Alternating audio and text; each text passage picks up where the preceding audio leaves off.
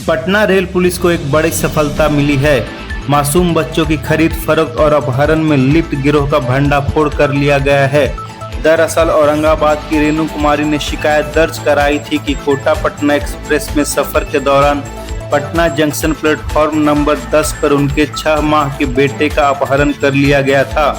मामले की गंभीरता पर बनी एसआईटी टीम ने सीसीटीवी और इलेक्ट्रॉनिक साक्ष्यों के आधार पर छापेमारी की और नालंदा से अपहरित मासूम समेत एक और बच्चा को बरामद किया गया। इस कांड में अब तक 8 आरोपी गिरफ्तार किए जा चुके हैं।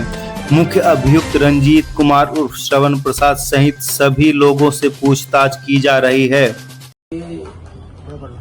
22 अगस्त को जो है एक महिला कोटा पटना ट्रेन से कोटा से चली थी और 23 की शाम को पटना जंक्शन पहुंची थी और फिर उसके बाद उसने पुलिस थाने को एक शिकायत दर्ज कराई, रेल पुलिस थाना पटना को, जिसमें उसने बताया कि उसके 6 माह के बच्चे को एक व्यक्ति जो उसके साथ सफर कर रहा था कोटा से ही, उसने जो है उसको उसका विश्वास अर्जित करके और फिर बाद में बच्चा लेकर चला गया है।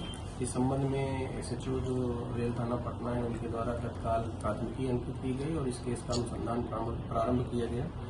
अनुसंधान के क्रम में ये बात समझ में आई कि ये बहुत ही योजनाबद्ध तरीके से एक अंतर्राज्यीय गिरोह है जो डिमांड के आधार पे बच्चों की चोरी करता है और उसके जो लिए जो ग्राहक रहते हैं जहां से डिमांड आती है उन बच्चों तक उसको सप्लाई किया जाता है। अनुसंधान के क्रम में इस मामले में जो बच्चा चोरी गया था वो भी बरामद किया गया है, जो उसके खरीदार थे उनके पास से।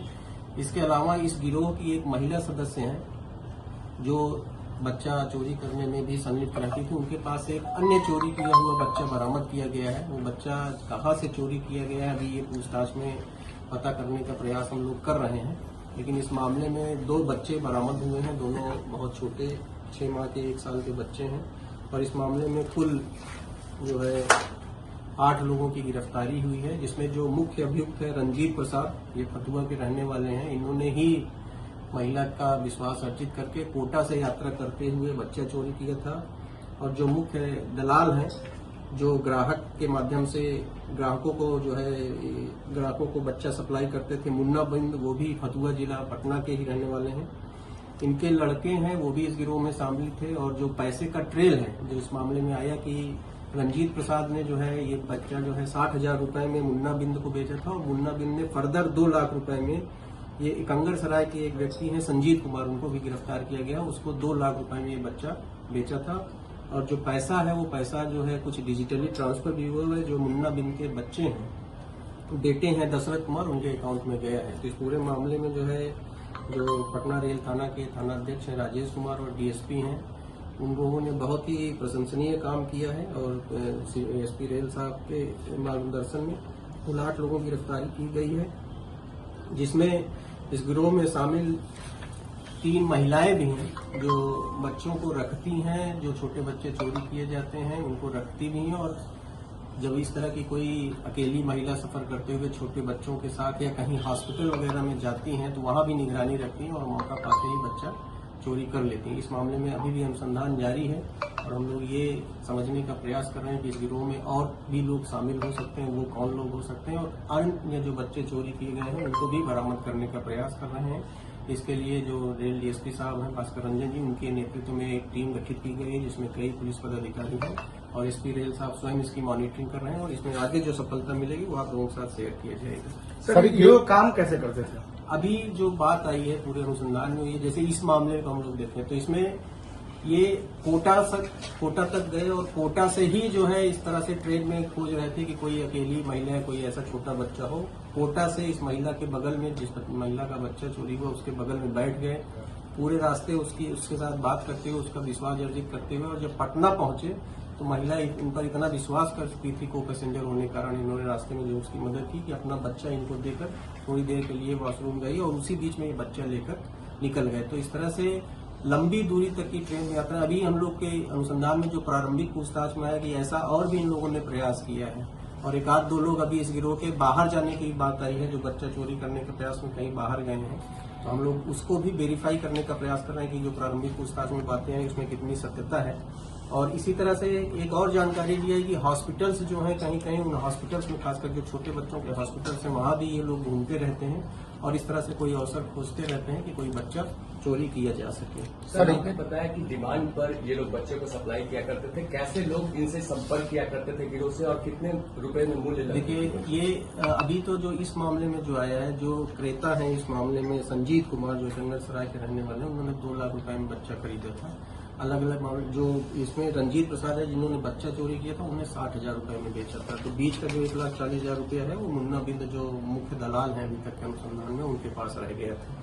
तो इस तरह से अब हर मामले में किस राशि में बच्चा बेचा गया इसको हम लोग अलग अलग मामले से करते हैं। ये भी हम लोग समझने का प्रयास कर रहे हैं, लेकिन अभी तक जो आया है कि इस मामले में जैसे जो इस मामले में जो बात आई हुई है कि जो बबीता देवी हैं ये विष्णु जमादार हैं, इनकी बेटी हैं और इनके माध्यम से ये जो संजीत कुमार है इनके माध्यम से मुन्ना बिंद के संपर्क में आए थे और उसके बाद उन्होंने जो है बच्चा बताया था कि किस तरह का बच्चा, तो उसके बाद इन लोगों ने ये बच्चा चोरी किया है। इस मामले में ये जानकारी आई। अन्य मामलों में कैसे हुआ है अभी हम लोग क्योंकि